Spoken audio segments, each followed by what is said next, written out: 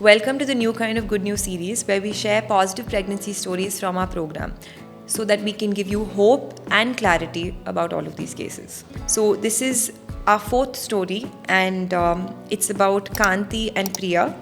So, Kanti is 36 years old, the husband, and Priya is 35 years old.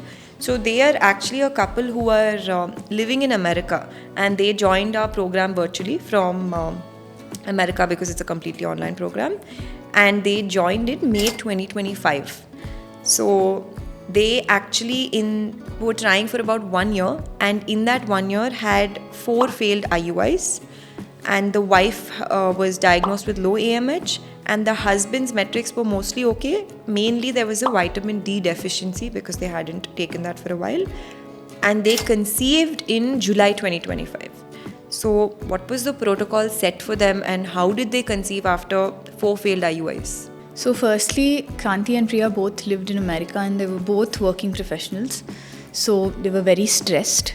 And since they started planning their pregnancy a little late, they were already very anxious and worried that they will be facing difficulties. So when they went, and firstly healthcare access in America is a little difficult, they don't get appointments that easily, but when they started getting into the planning process, they were suggested IUI after IUI because of their advanced age, and they did 4 IUIs back to back within a span of a year, and all 4 of them failed.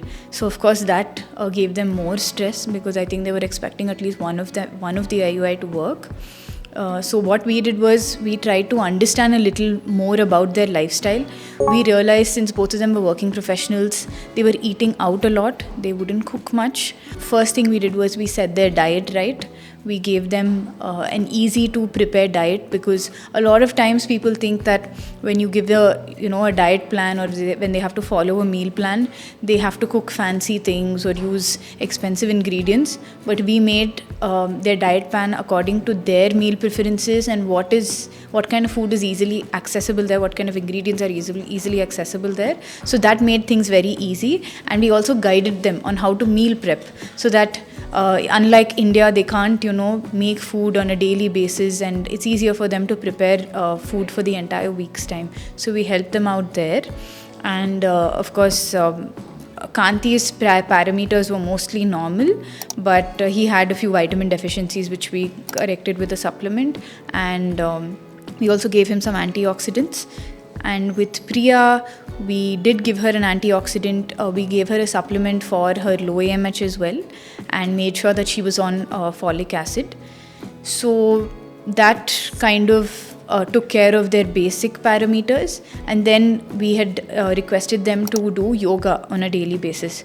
So considering that they had hectic schedules, although they couldn't attend the live yoga sessions, what they did was they used the recorded yoga sessions and they practiced yoga very consistently every single day. Both of them did it together. So that really helped with her overall, hormonal balance. They were feeling way more relaxed. They were feeling much more peaceful, and their health improved overall.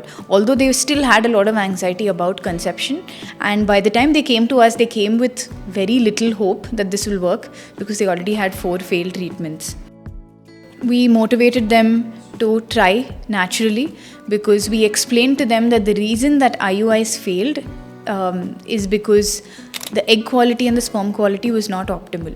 So although she had low AMH, we counseled her and told her that there's nothing to panic about, because low AMH basically indicates the lower count of the eggs left in your reserve. Because of course, as you age, the number of eggs start depleting. That being said, AMH is not something that can be increased because all of us are born with a fixed number of eggs.